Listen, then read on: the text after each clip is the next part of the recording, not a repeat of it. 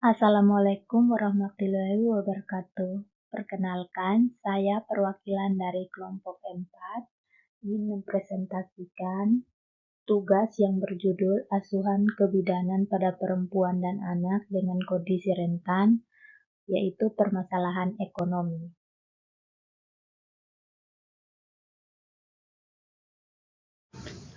Berikut adalah definisi kemiskinan. Kemiskinan adalah suatu kondisi ketidakmampuan secara ekonomi untuk memenuhi standar hidup rata-rata masyarakat di suatu daerah. Kondisi ketidakmampuan ini ditandai dengan rendahnya kemampuan pendapatan untuk memenuhi kebutuhan pokok, baik berupa pangan, sandang, maupun papan. Kemampuan pendapatan yang rendah ini juga akan berdampak berkurangnya kemampuan untuk memenuhi standar hidup rata-rata seperti standar kesehatan masyarakat dan standar pendidikan.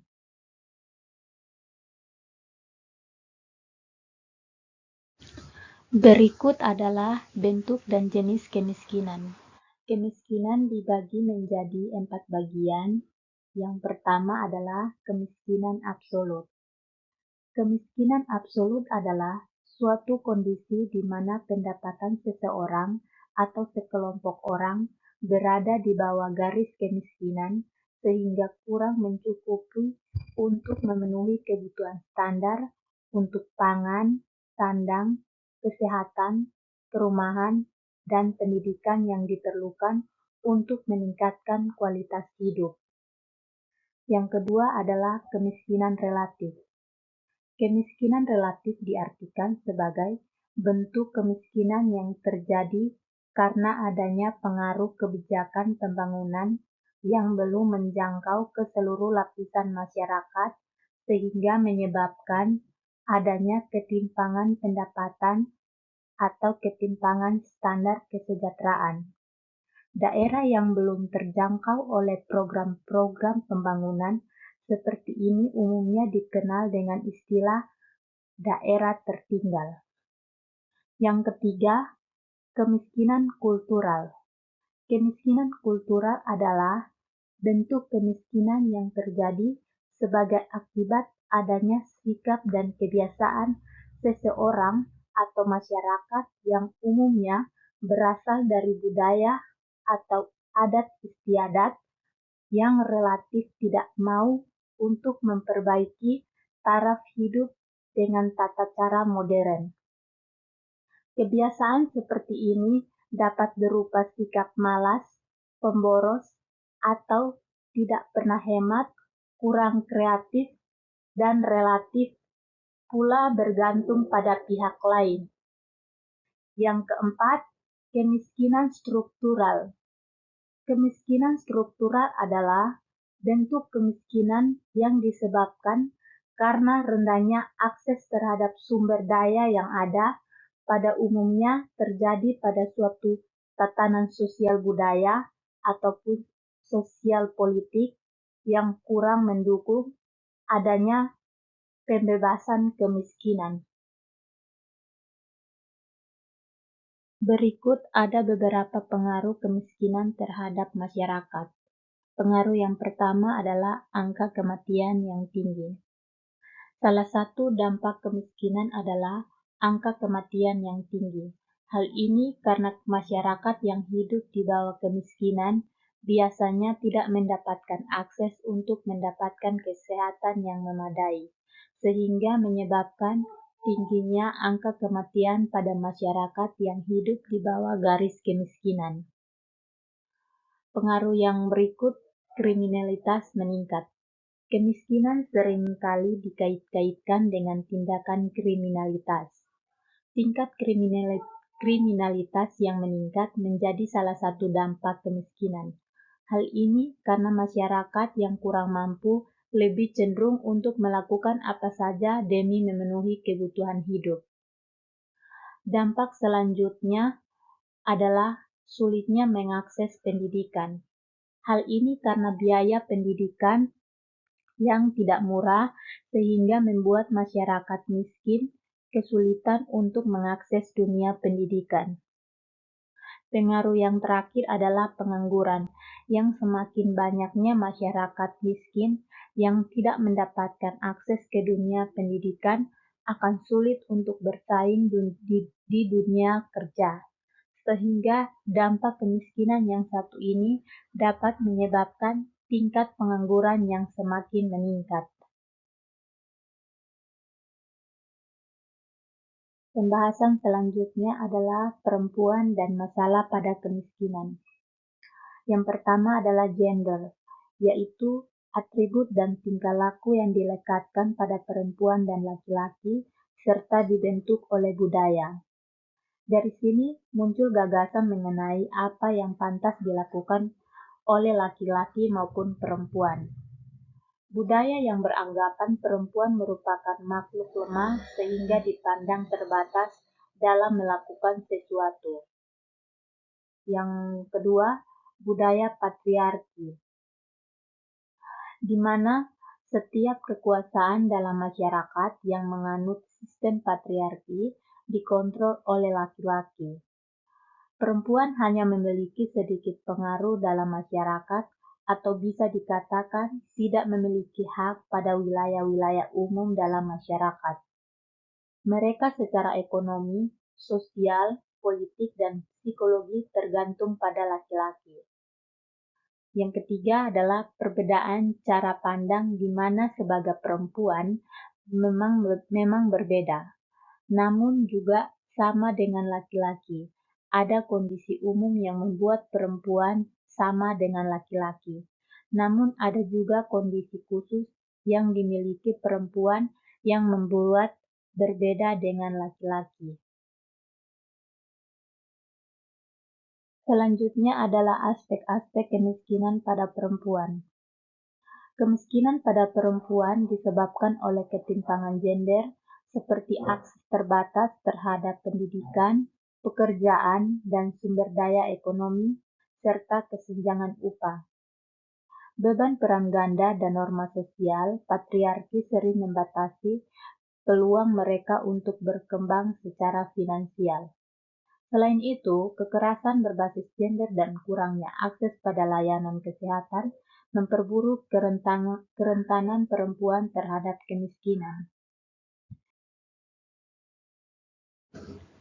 Selanjutnya, ada beberapa indikator ketimpangan gender yang mengakibatkan kemiskinan pada perempuan.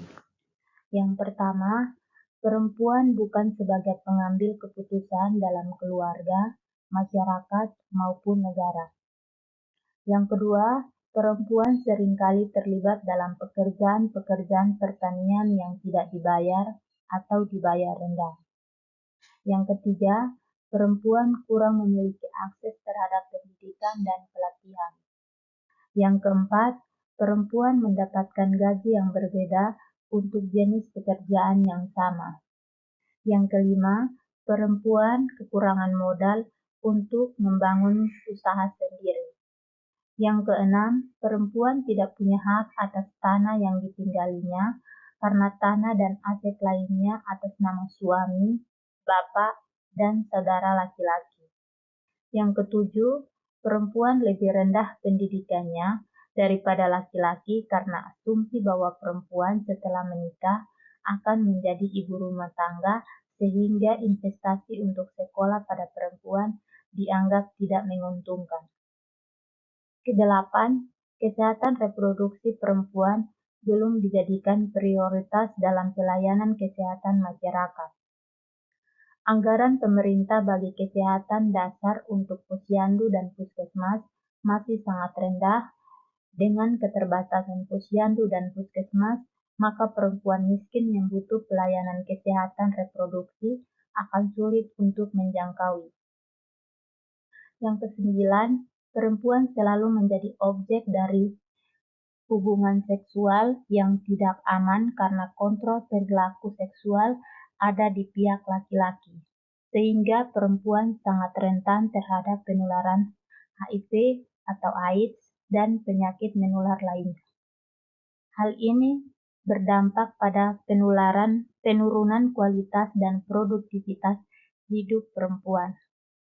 Yang ke-10 atau yang terakhir, perempuan lebih banyak melakukan pekerjaan domestik dan tidak dibayar, sehingga jam kerja perempuan lebih tinggi daripada laki-laki, sementara penghasilan perempuan jauh lebih rendah dibanding laki-laki. Selanjutnya, ada beberapa upaya untuk menanggulangi ketidakadilan yang menyebabkan kemiskinan pada perempuan.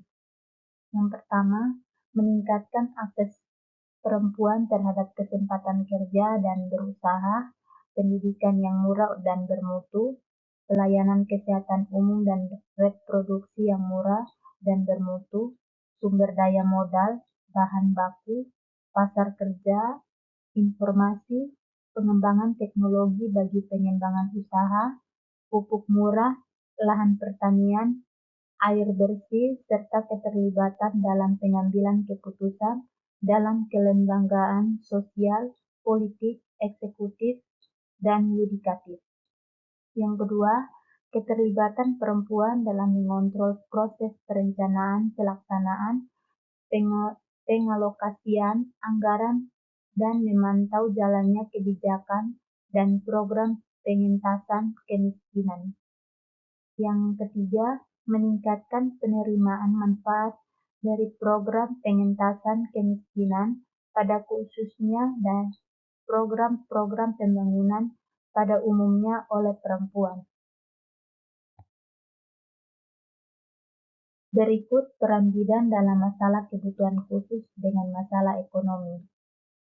Manajemen asuhan kebidanan merupakan suatu pemecahan masalah dalam kasus kebidanan yang dilakukan secara sistematis. Sebagai seorang profesi bidan, harus memanfaatkan kompetensinya, sumber daya pikirnya untuk berpikir kritis agar menegakkan suatu diagnosa kebidanan yang tepat, sehingga tercapai pengambilan keputusan dan menghasilkan asuhan yang bermutu. Seorang bidan yang profesional harus memiliki karakteristik yang dalam berpikir kritis. Hal ini meliputi seorang bidan mampu mempertimbangkan sesuatu sesuai dengan alasan yang rasional dan logis, bersifat reflektif, mampu menganalisis, mensintesis, mengevaluasi bukti-bukti yang ada terkait masalah yang akan dipecahkan, memiliki kemampuan pemecahan masalah atau problem solving. Peran bidan yang dapat dilakukan adalah jaminan kesehatan masyarakat adalah jaminan perlindungan untuk pelayanan kesehatan secara menyeluruh atau komprehensif, mencakup pelayanan promotif, preventif, serta kuratif, dan rehabilitatif yang diberikan secara berjenjang bagi masyarakat atau peserta yang iurannya dibayar oleh pemerintah. Berikut adalah jenis dan peran bidan. Yang pertama, bidan pelaksana. Bidan memberikan pelayanan pada siklus kehidupan wanita seperti asuhan ibu hamil, bersalin, bayi baru lahir, nifas, neonatus, balita, KB, lansia, maupun kelompok rentan. Yang kedua, bidan sebagai pengelola.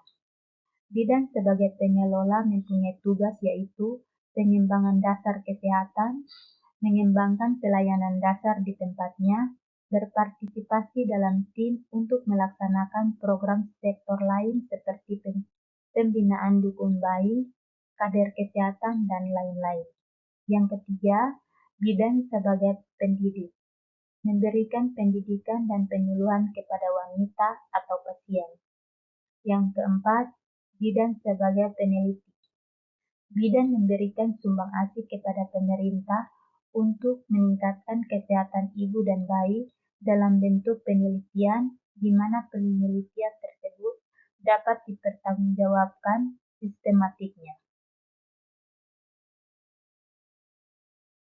Yang terakhir adalah strategi dalam penanggulangan kemiskinan. Yang pertama, pembangunan manusia melalui pengurangan kemiskinan dan peningkatan pelayanan dasar. Yang kedua, pengurangan kesenjangan antar wilayah melalui penguatan konektivitas dan kemaritiman. Yang ketiga, penguatan nilai tambah ekonomi dan penciptaan lapangan kerja melalui pertanian, industri, pariwisata, dan jasa produktif lainnya. Yang keempat, pemantapan ketahanan energi, pangan, sumber daya air, dan stabilitas keamanan nasional dan kesuksesan pemilu. Sekian pemaparan materi dari kami kelompok 4. Mohon maaf jika ada kesalahan atau kekurangan pada saat pemaparan materinya. Kurang lebih kami ucapkan terima kasih. Assalamualaikum warahmatullahi wabarakatuh.